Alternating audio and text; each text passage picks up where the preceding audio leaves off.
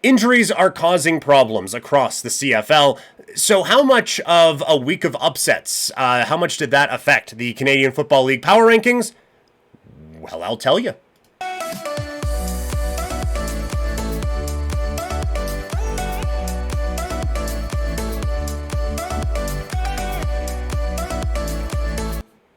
The CFL power rankings are here as we go into week 5 of the CFL season.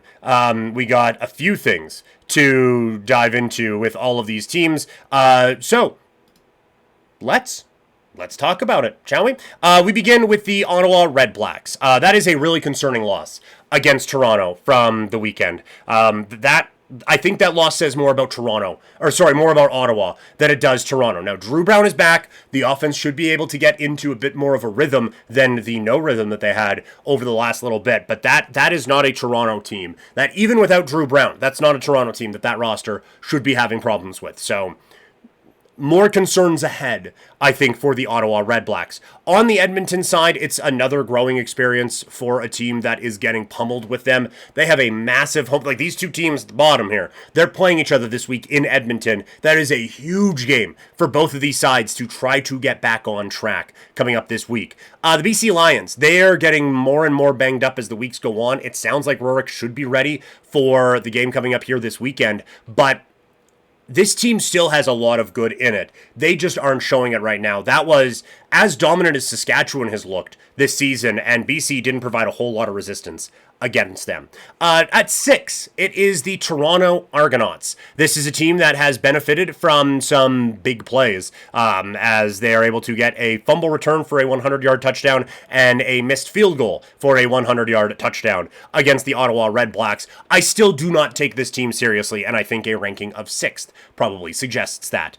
At 5, it is the Hamilton Tiger Cats. They get a nice win over a pretty banged up team, but still, at this point where they are at, a win is a win. And a win over Montreal is a very important win for them in terms of standings tiebreakers. Not that I think there's going to be a tie situation with Hamilton and Montreal, but it's still an important win regardless of the circumstances as they try to get out of whatever slump they have been in to start this season. A reminder, you can support Couch Potato Diary and my cat's insatiable treat habit with a tip. There is a link in the description on YouTube and a panel on Twitch and Kick. So that would be greatly appreciated if you could. A huge shout out to Deeds who celebrated Sweet 16 as a subscriber of twitch.tv/primetimepk. Huge thank you to Deeds and everyone who supports. Again, it's not required, but very, very, very much appreciated around these parts. The Calgary Stampeders come in at number 4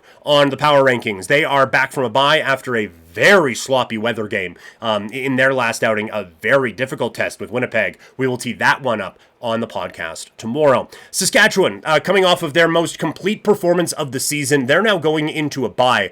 I like a lot of the talent on this team, and I love how they played over the weekend against the BC Lions. I just can't put them ahead of the other two. At number 2, maybe a bit of controversy, I don't know, but it's Winnipeg. They still look like a very good team. They still look very strong. But at number 1, I still have Montreal. I am not going to read too much into a loss where your starting quarterback was hurt. I can't. I get it's not a great loss, and they didn't look very good. But it's not like Davis Alexander's out for the season. Good chance he plays this week. So I'm not going to overreact to 1 week on Montreal with McLeod Bethel Thompson as their quarterback. I'm just not going to do that. So I think that they'll be fine. And thusly, I'm still putting the Montreal Alouettes as the number 1 team in the Canadian Football League with the power rankings this week.